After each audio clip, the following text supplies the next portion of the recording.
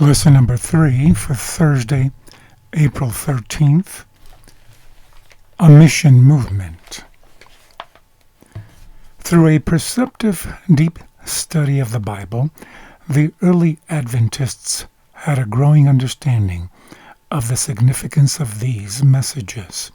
They sensed that God had a message tailor-made for this generation, an urgent end-time message that must be proclaimed to every nation, tribe, tongue, and people in order to prepare the world for Christ's return.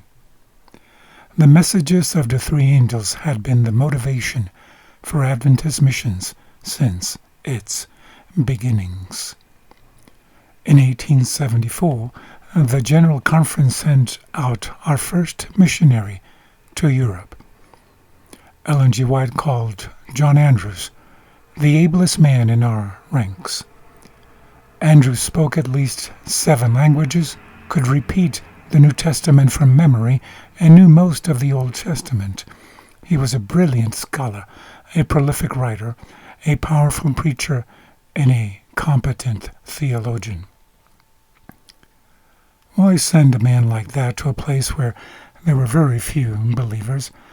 Why send the ablest man you had to an unknown mission field? And why was he willing to go? His wife had died a few years earlier.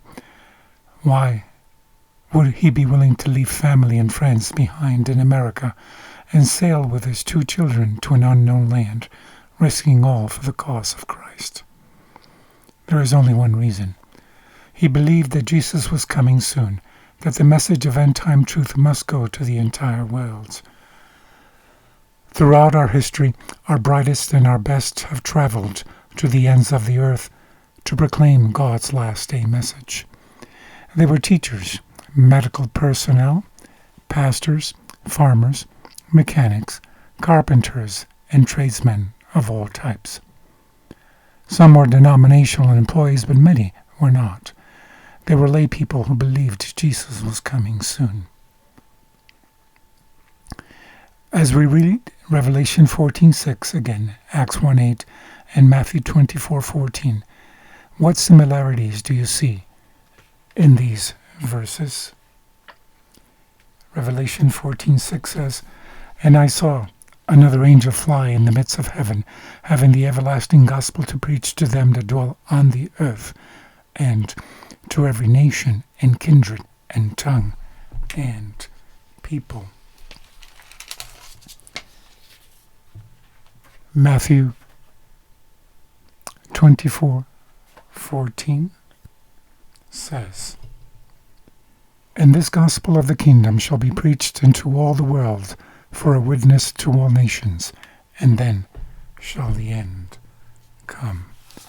And Acts 1:8, it says, "But you shall receive power after that the Holy Ghost has come upon you, and you shall be witnesses to me both in Jerusalem and in all Judea and in Samaria and to the uttermost part of the earth." The preaching of the everlasting gospel leaps across geographical boundaries. It penetrates Earth's remotest areas. It reaches people of every language and culture. Eventually, it will impact the entire world. How fascinating to know that our message has, so far, reached more than 210 of the world's 235 countries recognized by the United Nations. What role could you play, and how could you better play it in helping spread the three angels' message to every nation, kindred, tongue, and people?